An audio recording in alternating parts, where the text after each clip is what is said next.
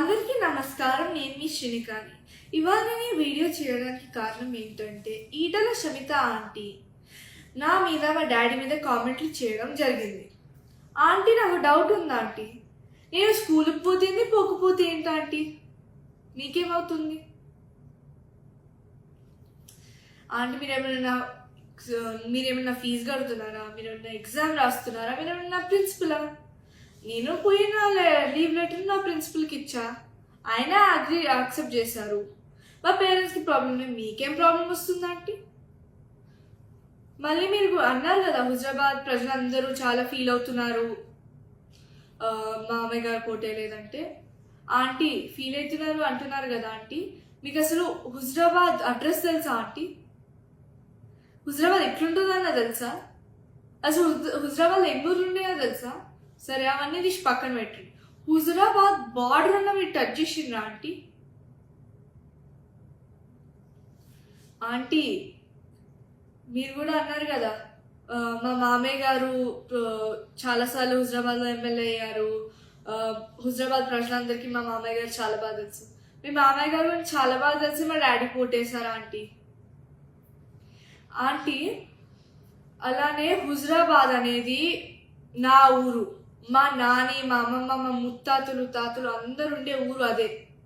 అక్కడ ఉండే ప్రతి ఒక్క మనిషి నా నా ఫ్యామిలీ మెంబర్ లాగా. వాళ్ళే నా బలం, వాళ్ళే మమ్మల్ని కాపాడుతారు. ఆంటీ మీరు హుజరాబాద్ ఓడిపోతే పోయి గజ్వేల్ చేస్తారు, గజ్వేల్ ఓడిపోతే ఇప్పుడు మల్కాజ్గిరిలో చేస్తున్నారు. ఏంటంటే ఈ జంపింగ్ జాక్ ప్రాసెస్ మేమైతే ఎప్పుడు చేయలేదు.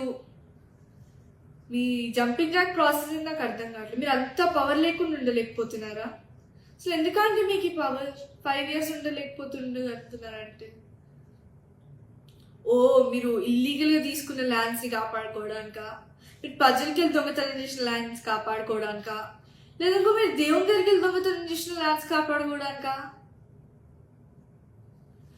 మీరు అన్నారు కదా ఆంటీ, మేము సంపుకుంటారా సాదుకుంటారా అని లైన్స్ వాడుకుంటూ క్యాంపెయిన్ చేయలేదని.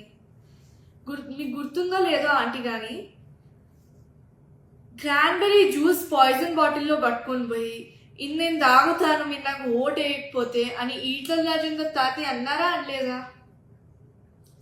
అలానే తాలిబొట్టు తెంచుతారా ఉంచుతారా అని జమున అమ్మమ్మనే అనింది.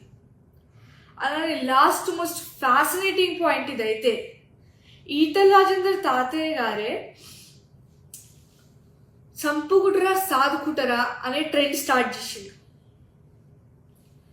ఆంటీ నేను ఎలక్షన్స్లో తిరిగింది మా డాడీ ఎంత మంచివాడో, ఎంత గొప్పవాడో అని చెప్పడానికి, అభివృద్ధి ఎంత మంచిగా చేస్తారో చెప్పడానికి. హుజరాబాద్ ప్రజలందరూ నన్ను నమ్మి మా డాడీ పోటేసింది. నేను నమ్మకంని పోగొట్టుకోవాలి అనుకోవట్లేదు. ఏదో ఒక రోజు మళ్ళీ కేసీఆర్ తాతయ్యనే సీఎం అవుతారు, నేను మళ్ళీ హుజరాబాద్కి 1000 కోట్లు తెస్తాను.